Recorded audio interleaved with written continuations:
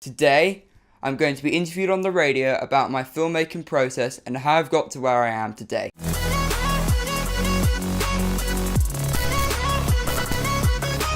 This is how it went.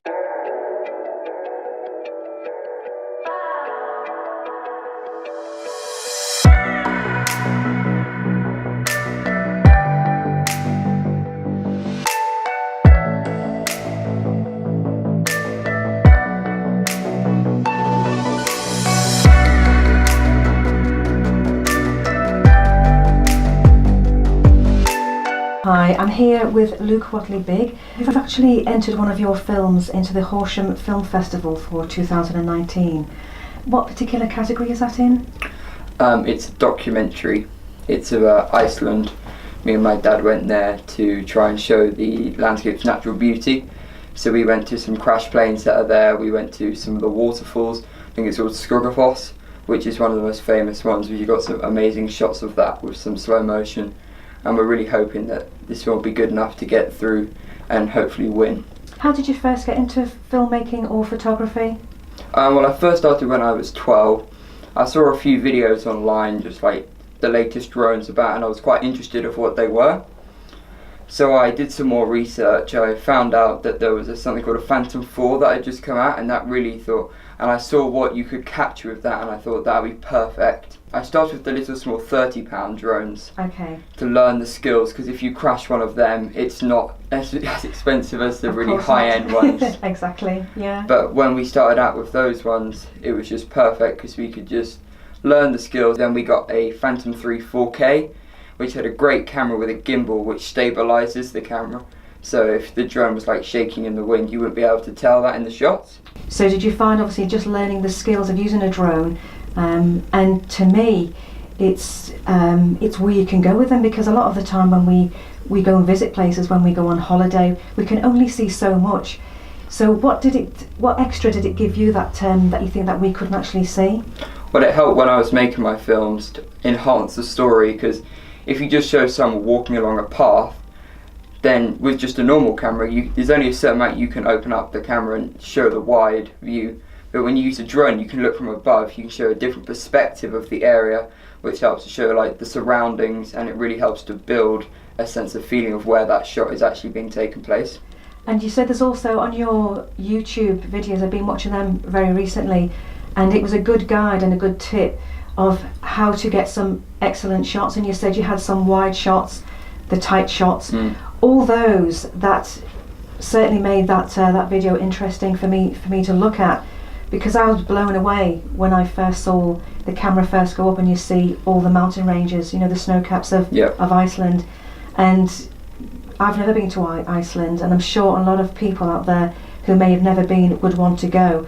And to me, it was incredible, really, because of the way you actually portrayed Iceland. And like you say, do you have a screen on your remote control so you can see where the drone is going? Yeah, well, you connect your phone with the DJI app, so it shows like how far the drone is, how high it is, how much battery is left, all the essentials to actually make sure you have a safe flight. And it also shows the live feed, so you can actually see what you're capturing to make sure, because you don't want to go on a whole trip and not see what you've captured until you've already got home, and if it's bad, then it's too late. Yeah.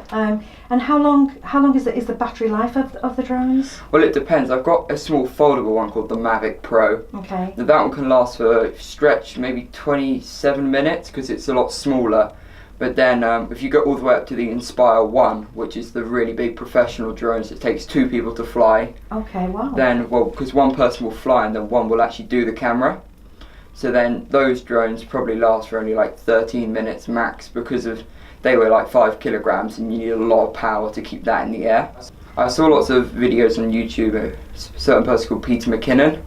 Now he was really inspirational to me because he had lots of techniques of how to like add a story to your videos. Now these are really useful. So I went through those, watching those, and then I saw all the different angles that were really popular with drone shots. Okay. So I went and executed those, and they really helped to enhance my stories.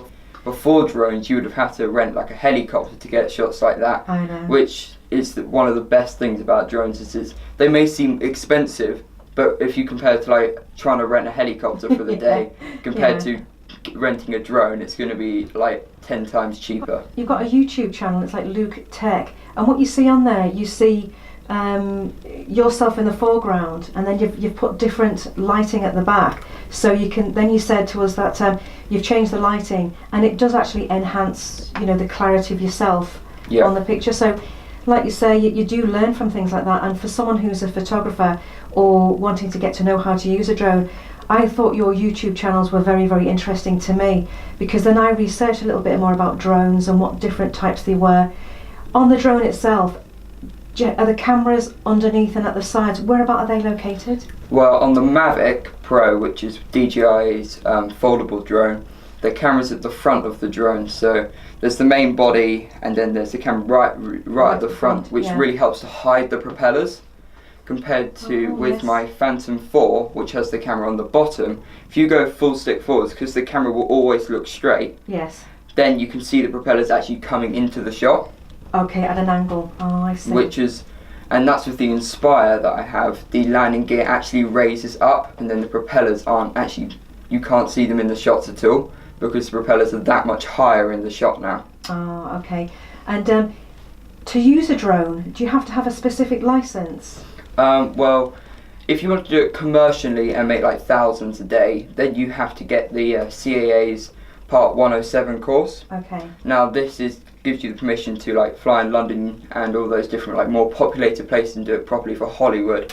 There's a course that I took just to prove that you can fly, and you get a certificate and insurance. So if someone does come up to you saying you can't fly here, you have the proof that you actually know what you're doing. You're not just someone that's picked one up and actually messing around with it. Because I think it's important to protect the hobby as well, instead of just like mucking around with it. Yeah, because obviously I only know about sort of drones in the last couple of years, and it's all been negative press. So for someone like yourself to use it for, you know, your business, your progression in the film industry, where do you see yourself in about say 10 years from learning? You know, you're taking fantastic views of Iceland and the ones that I saw before of the castles and Beachy Head. That's a stunning shot. What would you like to go into in the future? In the future, I'd like, if I did get all those different certificates, then I would really want to actually do it professionally on like Hollywood films. Okay. But I also do at the moment want to be a freelance filmmaker. Sure. And I'm really hoping that when people see my films, they will actually want to maybe give funding to help me make bigger and better films with better quality, more variety, because then the more different cameras and the different bits of tech you can actually get now can really enhance your films.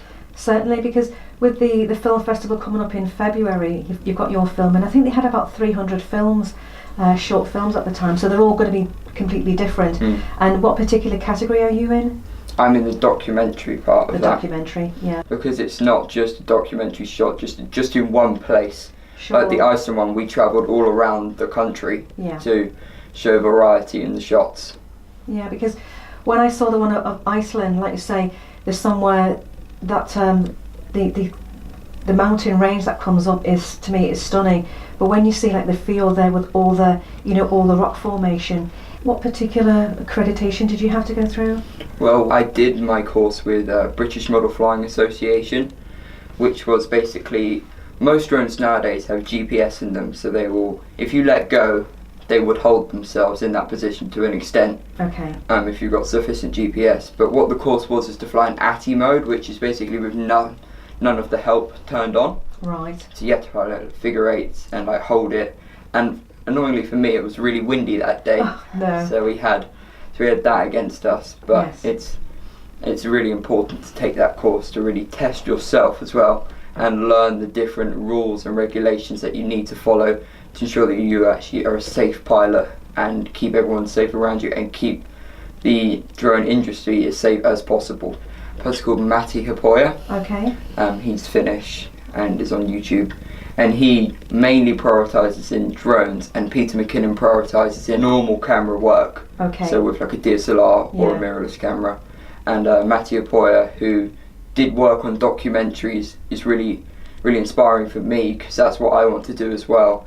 And obviously with the blend of using drone as well, that actually really inspired me to follow him as well. Okay. It's the way he actually filmed a video of him making a documentary, which was really interesting to see the actual process that you went through, because when you watch a documentary on like the TV, you don't actually see the behind the scenes, you just see the finished edit, but you don't see all the hours that went into editing or the travel or all those different parts.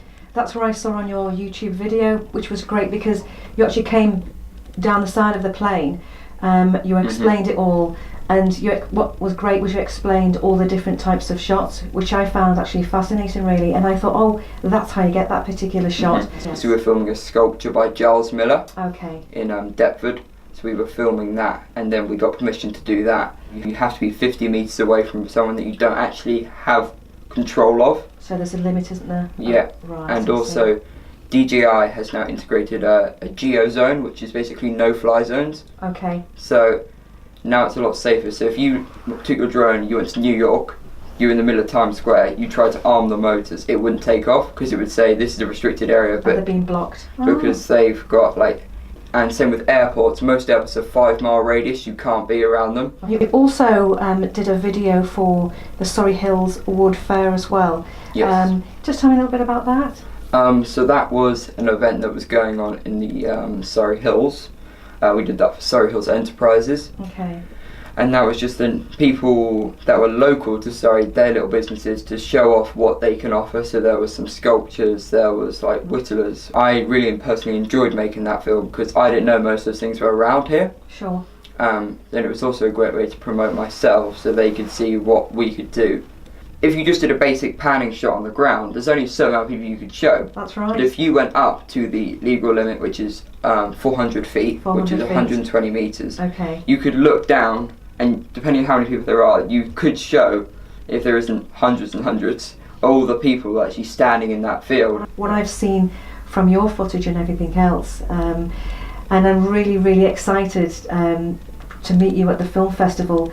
And you know, I really, really wish you good luck because to me, people have to just see your work. I mean, I was just blown away with it, really, you know, and I think it's quite amazing. If anybody wanted to look at your work, and where has your work been distributed? And you've done little bits of films for different companies. So the work that you do, if anybody wanted to go and check that out, what's your website details? Well, there's sort of 4 places where it goes. Okay. There's my cinematography YouTube, which is Luke Watley Big. If you just search it up, it'll be there. Okay. Which just shows my cinematic films. And then there's Luke Tech, which I share how I actually make those films Sure. and the processes and the different things that I think and like go through to make those films. And then on the Instagram side, those two are both YouTube. Okay. Then on the Instagram, it's photography_possibilities. So I do all the photos that I took. So in Iceland, I'm currently doing a photo every day. So I think I took like 60 photos. So I'm just Oh. releasing one every single day. Excellent. And then on cinematography_possibilities, it's a way that I say, I've just released a new video. If you want to go see my Iceland film, for example, go to the link in the description. So I think social media is a great way to actually promote yourself, and people can find out and see easily what you can offer them. And can you tell me about the up and coming exhibitions that you have? Yes, so the Surrey Hills Imposia, which I'm actually going to be there, so you can come there and meet me, and we can talk about if you want something made, I can help you, show you what I could offer you. And you can actually, good. I will have business cards there, so I can hand out my details if you need to contact me again. There's going to be 300 members from the Surrey Hills who are actually going to be there. Okay. So I think it's been a great opportunity for me to enhance all the opportunities that I can actually give myself by talking to people, and actually socialising with people that may actually want me to make them a film. Of course, because like you say, you can interact with the businesses there, because they'll probably have different things for you that you can do. Like you say, it might only be like a short video, Yep, definitely. just to introduce their company or their brand product, or it can be a business where it might have some aspects of landscapes or the view itself. So like I say, I think you can certainly offer lots of businesses and lots of people who are interested to start up, because you always need somebody to ask those sort of questions if you're unsure. And someone like yourself is just starting out. You've been doing it for quite a few years, already, and I think you've just got an amazing career ahead of you. Because I've been doing it for 3 years now. Yes, yeah. Which has been great, because I've almost jumped ahead of the game, because a lot of people only will start doing this at college. So I'm glad that I started earlier, because I can actually start to build my portfolio and improve my CV, compared to if someone just starts out at 18. When I get to that age, I'm already going to have a portfolio that's already been built and is ready for future clients. Because I think it's a common misconception when people see like a drone film, that they think, oh, it can only be a big wide shot, but that's not necessarily the case. Drones can be close up to the action, because a camera may not actually be able to get there, but a drone can. Of course they can. Thank you very much indeed. And you have a little bit of a quote on the end of your business card? Yes, my quote is, see the world from a different perspective, because that could be from a drone to show the surroundings, or a camera going between a really tight gap to show more of a different view of what's actually around you. So see the world from a different perspective is my little slogan. That's wonderful. Thank you very much indeed for coming into the studio. It's been an absolute pleasure. Thank you. Thank you, you too. So thank you for watching the video.